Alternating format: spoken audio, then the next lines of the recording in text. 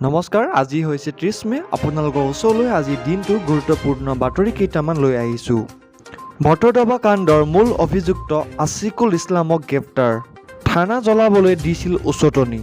এই পৰ্যন্ত 11টা দুৰ্বৃত্তক গ্ৰেপ্তাৰ, একাধিক পলাতক। ৰাজ্যিক কেবিনেটে এক গুৰুত্বপূৰ্ণ সিদ্ধান্ত লৈছে আৰু এই সিদ্ধান্ত ব্যক্ত কৰিলে মন্ত্ৰী কেশৱ মহন্তই।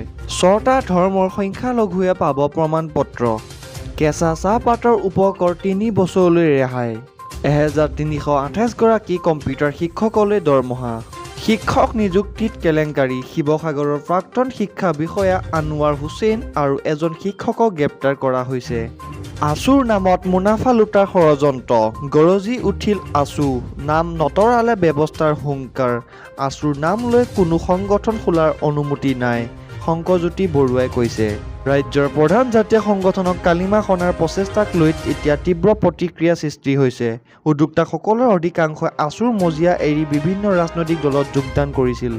দলত গুৰুত্বহীন হৈ অথবা ৰাজনীতিত খোপনি পুতিব নোৱাৰি এতিয়া ছাত্ৰ সন্থাৰ প্ৰাক্তন সতীৰ্থ সন্মিলন গঠনেৰে মূৰ দাঙি উঠাৰ চেষ্টা। PPE কিট প্ৰসংগ, দ্য ৱাৰে কেতিয়াও সঁচা কথা লিখি পোৱা নাই আৰু এই কথা কৈছে মন্ত্ৰী পীযুষ হাজৰিকাই। অসমৰ বিৰোধী দলসমূহ বৌদ্ধিক দীনতাত ভুগিছে। 4জন ভাৰতীয়ৰ সৈতে মুঠ 22জন যাত্ৰী আছিল। নেপালত বিমান দুৰ্ঘটনা, পাইলটৰ মোবাইল ফোনৰ লোকেশ্যন উদ্ধাৰ। শিলচৰত 26 ৰোহিংগীয়া অনুপ্ৰৱেশকাৰীক গ্ৰেপ্তাৰ। জন্মুৰ পৰা কামাখ্যা ৰেল ষ্টেচন হৈ গৈছিল বৰাকলৈ। শিৱসাগৰৰ জাতীয়তাবাদী শিবিৰত মোক্ষম আঘাত, শিৱসাগৰ AJP জিলা সভাপতি পদত্যাগ। 72 সংখ্যক কা চলচ্চিত্ৰ মহোৎসৱ, ছুইডেনৰ ট্ৰায়েংগল অফ ছেডনেছলৈ শীৰ্ষ বঁটা পাম দৌ।